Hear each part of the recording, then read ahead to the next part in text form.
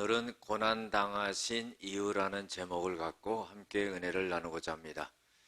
우리가 주일날 예배를 드릴 때에 성령께서 운행하시고 성령께서 우리들에게 말씀을 조명해 주셔서 밝히 비춰 주셔서 깨닫게 해주신다는 것을 분명하게 알아야 됩니다.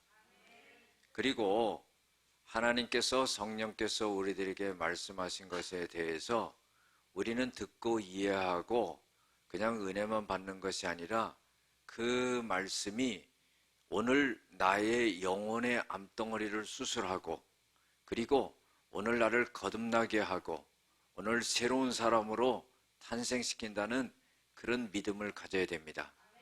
그래서 말씀을 듣는 것으로만 끝나지 말고 그 말씀을 아멘하고 믿고 행할 때에 그 하나님의 말씀이 살아서 운동력이 있어서 역사하는 것을 보게 되는 그런 은혜가 넘치게 될 줄로 믿습니다. 우리가 살아가면서요, 가장 큰 고통이 두 가지가 있다고 봅니다. 한 가지는 뭐냐면은 마음의 상처입니다. 우리가 사람과의 관계 속에서 많은 마음의 상처를 받고 살아갑니다. 우리가 사람을 떠나서 살 수가 없지요. 관계 속에서 살아갑니다. 그런데 우리가 잊지 말아야 될 것은 많은 사람에게 상처를 받지만 또 상처를 주는 존재라는 것을 알아야 됩니다. 그래서 이 상처는 우리의 영혼에 큰 괴로움을 줍니다. 이 상처를 해결할 수 있는 방법은 해결하고 우리의 영혼의 자유함을 얻을 수 있는 것은 용서밖에는 없습니다. 용서하지 않는다고 하면은요, 우리의 마음속에 쓴뿌리가 생기고 그리고 굉장한 괴로움 속에서 자신까지 미워하게 되는 그런 일이 벌어지게 됩니다. 용서는요, 우리의 상처의 고통에서 우리를 아주 자유롭게 평안을 가져다 줍니다. 용서하지 않는다면은 자기 자신이 가장 큰 피해자가 되어야 된다는 것을 우리가 알아야 됩니다. 용서받지 못할 사람이 없습니다. 예수님은 누구나 용서해 주었어요. 그리고 용서받지 못할 사람이 없고 용서하지 못할 죄가 없는 것입니다. 단지 용서하지 아니하고 괴로워하는 그런 사람만 있을 뿐입니다. 우리가 죄를 용서하지 못하는 것에 대해서 그 자체가 죄라는 것을 우리가 꼭 알아야 됩니다. 여러분들, 하나님은요, 내가 입은 그 상처를 갖다가 정말 나에게 상처를 입힌 그 사람에게 대해서 내가 용서하지 못하고 살아가는 것을 원치 아니하고 하나님은 그 사람을 용서할 수 있는 힘을 주시는데 그것은 뭐냐면 하나님의 용서가 우리에게 오기 때문입니다. 하나님의 위로가 우리에게 오기 때문이죠. 예수님이 십자가 지시고 고난 당하신 것은 바로 우리의 죄를 용서하셨다는 거죠. 그리고 우리를 위로해 주셨다는 겁니다. 힘은 하나님에게 있는 거예요. 우리가 해결할 수 없는 것을 하나님께서 깨닫게 하고 그리고 힘과 능력을 주셔서 용서할 수 있도록 그렇게 하시는 겁니다. 고린도후서 1장 3절에서 4절에 보면은 찬송하리로다. 그는 우리 주 예수 그리스도의 하나님이시요 자비의 하나님이시요 위로의 하나님이시다 그랬어요. 그래서 우리가 하나님께로부터 환난 중에 큰 위로를 받고 우리가 그 받은 위로로서 모든 환난 중에 있는 사람을 능히 위로하게 하시는 이시로다 그랬어요. 여러분들, 하나님은요, 우리의 주인이라는 것을 알아야 됩니다. 우리의 마음속에 계셔서 우리의 모든 것을 주관하시는 주인이라는 것을 우리가 인정해야 되죠. 우리가 하나님께서 말씀하시는 것을 우리가 따르지 않는다면은 하나님의 주인됨을 인정하지 않는 겁니다. 주님이 우리를 용서해 주셨죠. 살아가다 보면 그런 마음이 들 때가 있습니다. 난 저 사람 절대 용서 못해. 여러분들, 주님이 그때 무슨 말씀하시는 줄 아십니까? 네가 절대 용서하지 못하는 그 사람을 위해서 내가 죽었다. 여러분들, 그것을 인정하고 용서할 수 있는 사람만이 주님을 주인으로 인정하는 겁니다. 그렇지 않는 사람은요, 예수님을 다시 십자가에 유대인들처럼 우리가 다시 못 박는 그런 일을 벌이게 된다는 겁니다. 우리가 형제에 대해서요, 비판하거나 판단해서는 안 되죠. 로마서 2장 1절에도 보면은 형제를 판단하지 말라 그랬습니다. 너희는 그 판단하는 것으로 핑계하지 못하게 되는데 너희들이 그 판단하는 것으로 너희 자신을 정죄하는 것이 된다 하는 거예요. 왜냐하면은 너희가 똑같은 죄를 범하기 때문이다 그랬습니다. 로마서 14장 10절에도요, 어찌하여 너희가 형제를 비판하고 판단하고 어찌하여 형제를 업신여기느냐, 심판을 면하지 못하리라 그랬어요. 여러분들, 주님됨을 인정하는 자는요, 용서할 수 있는 사람이 돼야 되죠. 그래야지만이 자기의 마음속에 그 상처의 고통이 깨끗하게 씻기는 역사가 일어납니다. 그러나요, 문제가 뭡니까? 아무리 하나님이 말씀하신다 할지라도 그 말씀을 듣고 행하지 않는 그 고집스러움이 예수님을 십자가에 못 박는 거가 꼭 같다 하는 거예요. 왜냐하면은 예수님께서는 네가 판단하고 네가 정죄하는 그 사람을 위해서 내가 십자가에 죽었는데 너는 어찌하여 용서하지 못하느냐 하는 거예요. 여러분들, 예수님이 우리의 주인 되심을 인정하는 자는요, 용서할 수 있어야 돼요. 할렐루야. 그래야지만이 내 상처도 깨끗하게 씻긴다는 겁니다. 두 번째로요, 우리가 이 세상을 살아가면서 큰 괴로움 속에 있는 것은 뭐냐면, 문제는 뭐냐면은 죄의 문제입니다.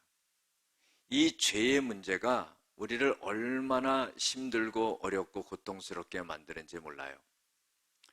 그러니까 이 죄의 문제의 해결 방법은 딱 한 가지밖에 없습니다.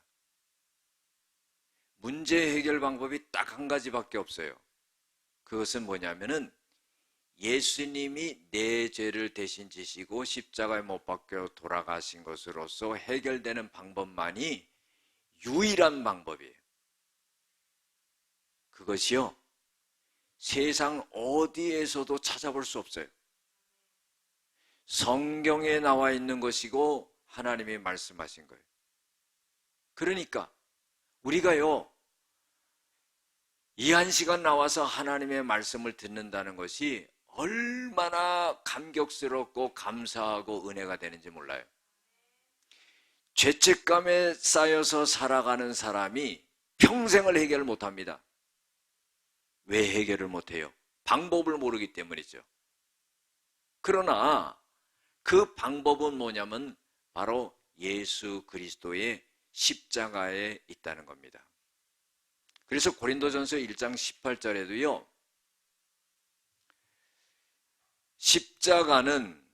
십자가의 도가 멸망하는 자들에게는 미련한 것이요 구원을 얻는 우리들에게는 능력이 된다 그랬어요. 고린도전서 1장 24절에도요. 오직 부르심을 받은 자들, 선택받은 자들을 말하는 거죠. 하나님의 자녀가 되는 자들을 말하는 거죠. 헬라인이나 유대인이나 그리스도는 하나님의 능력이요 하나님의 지인이라 그랬어요. 여러분들, 이 말씀이요, 하나님이 온 인류를 구원하시고자 하는 하나님의 능력과 지혜가 나타난 말씀입니다. 다시 말해서요, 죄를 짓고 가장 괴로움 가운데 살아가는 인간들을 거기서 해방시켜 주시기 위해서 하나님은 그리스도께서 지신 십자가가, 그것이 바로 하나님의 지혜가 되고 하나님의 능력이 된다 하는 거예요. 그것이 하나님의 지혜가 되는 것은 온 인류의 죄를 예수님에게 다 뒤집어 씌우는 거예요. 그리고 예수님을 돌아가시게 하고 온 인류를 다 살려주는 겁니다. 이것이 하나님의 지혜고 하나님의 능력이라 하는 거예요. 할렐루야. 여러분들, 이제 고난주간을 맞이했어요. 고난주간에 이제 예수님이 돌아가시게 되죠. 예수님이요, 십자가에 돌아가실 때 7마디를 하시거든요. 그런데 그 7마디 속에는요, 예수님이 인성을 가지셨던 그 고충이 다 들어있어요. 그리고요, 인류를 구원하시기 위한 그 마음이 다 담겨져 있습니다. 첫 번째로요, 누가복음 23장 34절에 보면은 용서하시는 말씀을 하세요. 그 십자가에서 조롱하고 비난하고 침뱉고 네가 그리스도만 한번 내려와 봐라, 그런 사람들 앞에서 예수님께서는 이런 말씀을 하십니다. 아버지여, 저들을 용서하여 주시옵소서. 저들이 뭘 하고 있는지 모릅니다. 여러분들, 얼마나 놀라운 말씀입니까? 두 번째로요, 예수님께서는 구원의 말씀을 하세요. 누가복음 23장 43절에 보면은 예수님이 돌아가실 때 두 강도가 좌우편에 달려 있었어요. 한 강도는요, 비난을 합니다. 네가 그리스도냐? 그러면 너와 우리를 한번 구원해봐라. 그러니까 옆에 있던 강도가요, 꾸짖어요. 너 하나님 두려워하지 않느냐? 우리는 우리의 죄로 이렇게 마땅히 보응을 받는 거지만은 이분은 의롭지 않은 게 하나도 없다. 그러면서 예수님에게 이런 말씀을 해요. 예수님, 주님의 나라가 임하실 때 나를 기억하여 주시옵소서. 그러니까 예수님이요, 즉각 대답을 하십니다. 네가 오늘 나와 함께 낙원에 있으리라. 이게 뭐예요? 아주 극적인 구원을 받은 거예요. 평생을 악한 짓을 한 그 사람이 예수님과 함께 매달렸다가요, 거기서 구원받고 천국 가는 그런 역사가 일어나요. 여러분들, 이게 얼마나 놀라운 일이에요. 그래서요, 이 강도를 구원한 것에 대해서 많은 죄인들이 소망을 얻을 수 있는 거예요. 그래서 예수님께서는 구원의 말씀을 하셨어요. 네가 오늘 나와 함께 낙원에 있으리라 그랬습니다. 세 번째로는요, 어머니 마리아에 대한 그런 효심의 말을 합니다. 요한복음 19장 26절에서 27절에 보면은 이런 말씀하시죠. 여자여, 보소서, 당신의 아들입니다. 요한을 보고 말하는 거예요. 근데 요한 보고 또 말합니다. 봐라, 네 어머니다. 그러니까 그 말을 듣고 요한이 그때부터 마리아를 모시고 자기 어머니처럼 집으로 모시게 되었다 하는 거예요. 예수님도 인성을 가지셨기 때문에 어머니에 대한 그런 마음을 가지셨던 거지요. 그 다음에요, 네 번째로 고난의 말씀을 하세요. 마태복음 27장 46절에 보면은 이런 말씀을 하시죠. 엘리 엘리 라마 사박다니, 나의 하나님 나의 하나님 어찌하여 나를 버리셨습니까? 아주 고통스러워 고난스러운 고백을 하는 거예요. 예수님도 인성을 가지셨기 때문이죠. 자, 십자가 지시기 전에 예수님이 겟세마네 동산에서 기도할 때도 그런 고백을 합니다. 마태복음 26장 39절에도요, 예수님께서 하나님 아버지요, 할 만하시거든 이 잔을 내게서 지나가게 하여 주시옵소서. 그 고통을 지려고 하니까, 십자가를 지려고 하니까 너무나 힘든 거예요. 잔이 지나가게 해달라는 것은 십자가를 지나가게 해달라는 거예요. 지지 않을 수 있도록 해달라는 거예요. 그러나 나의 원대로 하지 마시고 아버지의 원대로 하시옵소서. 그리고 십자가 지신 겁니다. 다섯 번째로는요, 고통의 말씀을 하시지요. 고통의 말씀을 하십니다. 요한복음 19장 28절에 보면은 내가 목마르다 그래요. 얼마나 고통스러우면요, 피와 물을 다 쏟으시고요, 내가 너무 목마르다 하는 거예요. 그 고통의 말을 하셨어요. 그 다음에요, 여섯 번째로요, 승리의 말씀을 하셨지요. 요한복음 19장 30절에 보면은 다 이루었다. 멋지지요.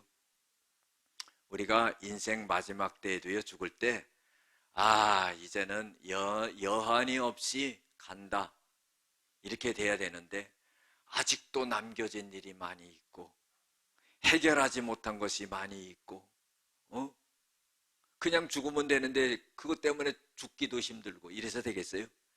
예수님은요, 그냥 하나님의 뜻대로 십자가 지신 거예요.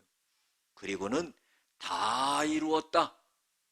여러분들, 우리가 하나님의 일을 할 때도요, 다 이루면서 할 수 있는 그런 사람들이 돼야 돼요. 하다 말다 그런 사람 안 되죠. 그 다음에 마지막 말씀으로 하나님에게 당신의 영혼을 부탁합니다. 누가복음 23장 46절에 보면은 아버지여 내 영혼을 아버지께 부탁하나이다. 여러분들, 중요한 게 뭐예요? 영혼이에요, 영혼. 우리가 왜 하나님 믿어요? 이 땅에서 잘 먹고 잘 살고 잘 되고, 물론 하나님이 그런 축복도 주셔요. 그런데요, 마지막을 생각해야 되는 거예요. 죽을 때 어떻게 되냐 이 말이에요. 죽고 난 다음에는요, 모든 것이 다 소용이 없는 거예요. 내 영혼이에요, 내 영혼. 내 영혼이 어디로 가느냐. 그래서 우리 영혼의 보험을 들어놓은 사람들이에요. 우리 영혼을 하나님께로 가는 거예요. 예수님이 분명히 말씀하시잖아요. 아버지여 내 영혼을 아버지께 부탁합니다. 우리가 이런 확신이 있어야 돼요. 내가 예수를 믿고 내가 죄사함 받고 내가 죽으면은 천국에 간다, 이 확신이 있어야 돼요. 못 가면 어떡하지요? 여러분, 그 사람은 못 가는 거예요. 왜? 의심하니까. 예수님은요, 네 믿음대로 된다 그랬어요. 성경 말씀 속에서, 예수님이 말씀하신 속에서 하나님이 말씀하신 그대로 믿으면 되는데, 그걸 의심하고 그렇게 안 되면 어떡하나? 그럼 안 되는 거예요. 간단한 겁니다. 1936년도에요 평양에 산정현 교회를 목회했던 주기철 목사님이 신사참배를 거부해서 순교를 당하지요. 그때 5가지 기도 제목으로 기도를 합니다. 첫 번째로요, 하나님 죽음의 권세를 이기게 하여 주시옵소서. 여러분들, 이 말의 뜻이 뭡니까? 죽음의 권세라는 것은 힘이 있다는 거예요. 누가 죽음을 막을 수 있는 사람이 있어요? 하나님, 내가 신사참배 거부해가지고 이제 죽습니다. 그런데 이 죽는 걸로 끝나지 않고 예수님처럼 부활의 신앙을 가질 수 있게 도와주시옵소서. 그 말이에요. 죽음의 권세를 뛰어넘는 거예요. 예수님이 죽으셨지만 살아나셨잖아요. 부활하셨잖아요. 죽음의 권세를 이긴 거예요. 그 고백을 한 겁니다. 기도를 한 거예요. 두 번째로는요, 하나님 내가 장기간 이 고난을 당합니다. 이 고문을 다 견디고 이겨나가게 해주시옵소서.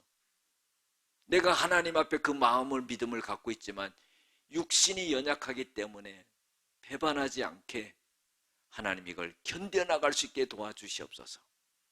세 번째로 기도한 거는요, 노모와 처자식을 하나님께 부탁합니다. 예수님과 똑같죠? 네 번째로는요, 의에 살고 의에 죽게 하여 주시옵소서. 다섯 번째로는요, 아버지여 내 영혼을 아버지께 부탁합니다. 예수님의 기도를 닮았지요? 여러분들, 예수님이 이번 주간에 고난을 당하시고 십자가를 지시고 돌아가신 거예요. 돌아오는 주일에 부활하신 거지요.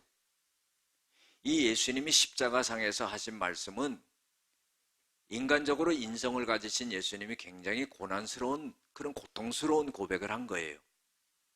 그리고요, 인류를 구원하시기 위해 십자가에 매달리셨기 때문에 하나님 앞에 모든 사람을 용서해주고 구원해 주시옵소서, 그런 고백을 했다는 겁니다. 오늘 성경은요, 이사야 53장이에요. 여러분들, 이사야 선지자는요, 왕족 출신입니다. 그래서요, 왕궁에 가서 왕들에게 말씀을 전했던 그런 사람이에요. 아주 위치가 있는 사람이죠. 그런데 이사야서에서 말하고 있는 말씀은 뭐냐면요, 하나님의 심판입니다. 야, 그 말씀을 전하기가 쉽지가 않아요. 여러분들은요, 선지자가 아니고 목사가 아니니까 잘 모르죠. 징계의 말씀, 심판의 말씀 막 쏟아내면요, 아이고, 전하는 사람도 마음 좋지 않아요. 듣는 사람은요, 오늘따라 왜 이렇게 목사님이 저런 말씀을 하시나, 내가 뭘 잘못했나, 예배드리고 나서 깨름직해요. 이사야 선지자가요, 심판을 선포합니다. 여러분들, 이 심판은 어떤 심판이냐? 구원을 위한 하나님의 징계다 하는 거예요. 하나님의 깊은 의미가 있죠. 그것은 뭐예요? 심판해서 멸망시키겠다 하는 게 아니에요. 징계를 해서 깨닫고 구원시키겠다 하는 겁니다. 우리가 히브리서 12장 6절과 8절에 보면은요,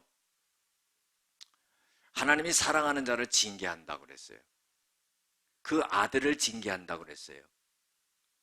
징계가 없으면 사생하여 참 아들이 아니라 그러는 거예요. 그것은 뭡니까? 부모가 마치 자녀가 잘못돼서 올바른 길로 갈 수 있도록 매를 대는 것과 똑같다는 겁니다. 그런데 그 매가, 부모가 자식에게 대는 매가 죽으라고 때리는 거 아니에요. 올바른 길로 갈 수 있도록 교훈의 회초리를 때리는 거죠. 하나님이 징계하시는 목적은 뭐냐면 죽으라고 그러는 거 아니에요. 심판하고 죽이려고 하는 게 아니에요. 하나님이 징계해서 돌아와서 구원시키려는 그런 하나님의 뜻이 있다 하는 거예요. 성경 구약에서요, 메시아에 관한 말씀이 가장 많은 곳이 이사야서예요. 이 메시아라는 말의 뜻이 뭡니까? 구세주라는 거예요. 구세주. 헬라어로는 뭐예요? 그리스도라는 말이에요. 똑같은 말입니다. 구세주라는 말이 가장 많이 나오는 데가 바로 이 이사야서라는 겁니다. 여러분들 한번 보세요. 구약 이 이사야 선지자는 예수님이 탄생하기 700년 전의 사람입니다. 그런데 700년 전에 예언했던 것이 예수님이 탄생할 때 그대로 이루어져요. 자, 이사야 7장 14절 말씀이 마태복음 1장 23절 말씀과 똑같아요. 보라, 처녀가 잉태하여 아들을 낳으리니 그 이름을 임마누엘이라 하리라. 그 예수님이에요. 이렇게 아주 메시아에 대해서 정확하게 예언했던 사람이 바로 이사야 선지자라는 거예요. 그런데 여러분들, 이 이사야, 오늘 우리 53장을 읽었는데요, 이사야 52장 13절부터요 이사야 54장까지는 유대인들이요 뛰어넘고 읽질 않아요. 그들이요, 회당에 모여가지고 주기적으로 성경을 쭉 읽습니다. 우리처럼 빠뜨리지 않고 그냥 통독하는 게 아니라요, 자기네들이 정해놓은 부분을 읽어요. 그 빼뜨리는 부분도 있고 넘어가는 부분도 있고 읽는 부분도 있고 그래요. 그런데 이사야 53장 52장 13절부터 54장까지 빼뜨리고 읽어요. 왜 그렇겠습니까? 여러분들, 유대인들이요, 예수님을 십자가에 못 박혀 죽였다 하는 말씀이 나오는 거거든요. 그러니까 그걸 뛰어넘는 거예요. 그리고요, 지금도 메시아를 기다려요. 여러분들, 사도행전 1장 8절에 보면은요, 오직 성령이 너희에게 임하시면 너희가 권능을 받고 예루살렘과 온 유대와 사마리아 땅끝까지 이르러 내 증인이 되리라 그랬어요. 자, 이게 무슨 말씀이에요? 땅끝까지 복음이 전파되어야 된다는 거예요. 그럼 땅끝이 어디입니까? 결국 땅끝은요, 복음이 시작됐던 유대인들에게 다시 돌아가는 거예요.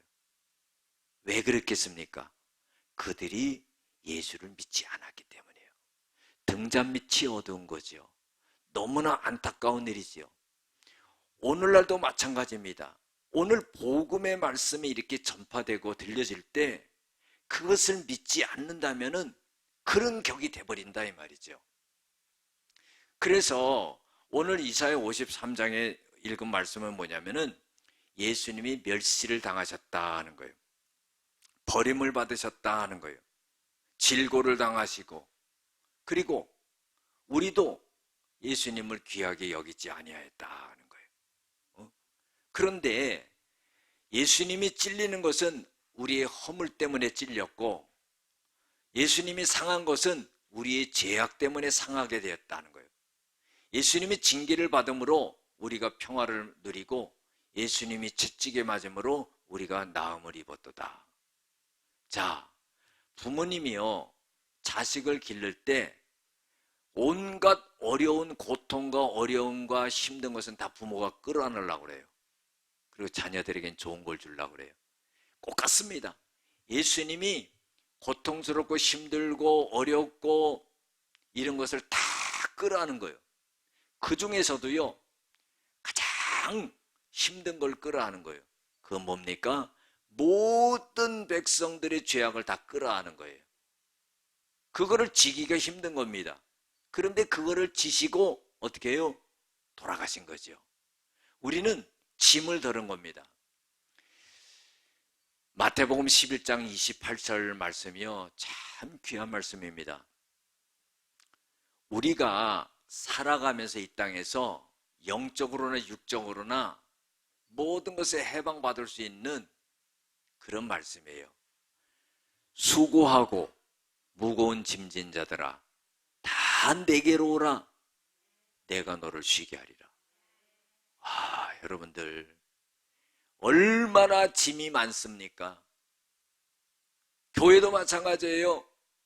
교회 올 때요, 다 죄짐을 갖고 하나씩 짊어지고 오잖아요. 가실 때는요, 그거 내려놓고 가야 돼요. 가실 때 또 주섬주섬 싸가지고 또 미국 가는 사람이 있어. 그러면 안 되는 거예요. 우리의 죄악된 짐을 다 내려놓고 가야 돼요. 어떻게 내려놓냐? 회개하면은 내려놓게 되는 거예요. 회개하면 용서함 받게 되는 거예요. 회개하면 자유함을 얻게 되는 거예요. 수고하고 무거운 짐진 자들아, 다 내게로 오라. 내가 너희를 쉬게 하리라. 영적으로 자유함을 얻는 거예요. 육적으로 자유함을 얻는 거예요. 문제에서 자유함을 얻는 겁니다. 기쁜 거예요. 여러분들, 믿음 있게 예배를 드렸는지 드리지 못했는지는요, 예배 끝나고 갈 때 보면 알아요. 예. 믿음 없이 예배 드린 사람은 죄짐 싸짐으로 지고 다시 가고요, 얼굴이요 찡그리고 갑니다. 그러나 죄짐 내려놓고 은혜 받고 가는 사람 얼굴이 밝은 거예요. 할렐루야. 우리가 예배당에 들어올 때는 그 무거움을 갖고 왔을지라도 그 짐을 내려놓고 가라고 하는데 내려놓고 가지 않는 거예요. 수고하고 무거운 짐진 자들아, 다 내게로 와라. 그거 내려놓고 가라. 내가 너희를 쉬게 하리라. 할렐루야. 예수님이 다 감당하셨다는 거예요. 질고를 다 지셨다는 거예요. 모욕을 다 당하셨다는 거예요. 6절에 보면은요, 우리는 다 양 같아서 그릇 행하여 제 길로 갔거늘 여호와께서는 우리 모두의 죄악을 예수님께 담당시키셨도다. 여러분, 제 갈 길로 갔다는 건 뭐예요? 각기 죄악의 길로 가버렸다는 거예요. 예수님이 우리에게 제시하는 길로 가지 않고 그 길을 따라가지 않고 자기 생각대로 자기 마음대로 자기 끌리는 대로 죄악된 길로 세상의 길로 가버렸다는 거예요. 그럼에도 불구하고 어떻게 해요? 죄악된 우리의 죄를 예수님께 담당시켜서 우리를 용서해 주시는 그런 은혜가 일어났다는 겁니다.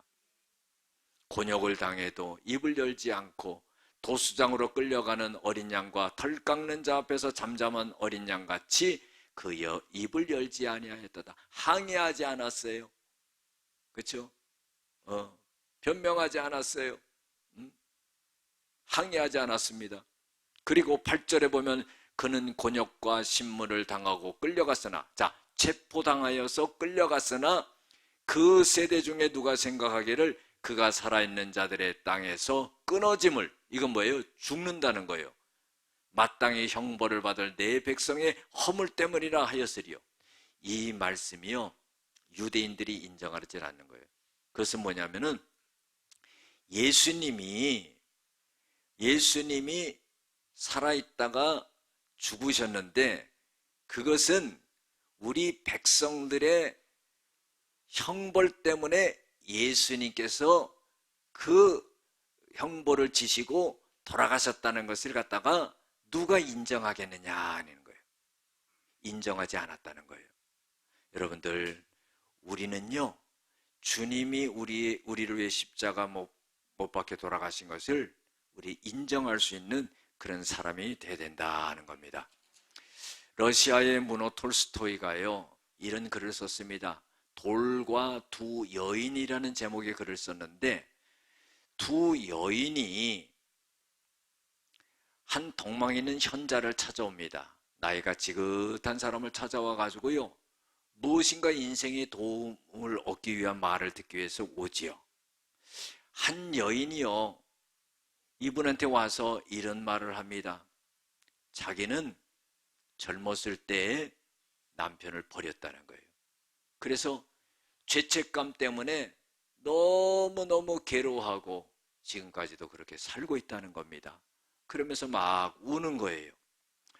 또 한 여인은요, 이런 말합니다. 나는 도덕적으로 윤리적으로 나는 그렇게 죄진 것이 없이 나는 살아왔으니 내가 인생을 살아가는 데 있어서 도움이 될 수 있는 그 좋은 말을 한번 해 주십시오.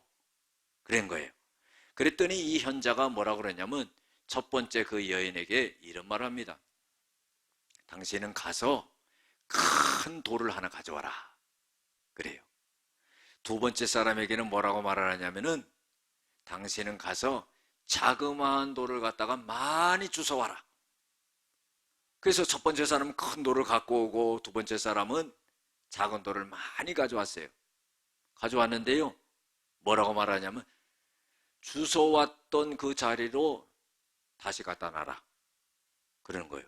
그랬더니 큰 돌을 가져왔던 사람은 자기가 어디서 가져온지를 알고 그대로 갖다 놨어요.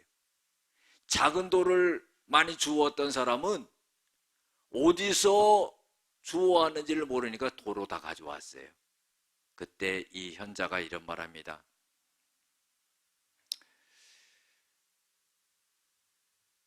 우리가 살아가면서 죄를 범하고 사는 것이 이와 같습니다.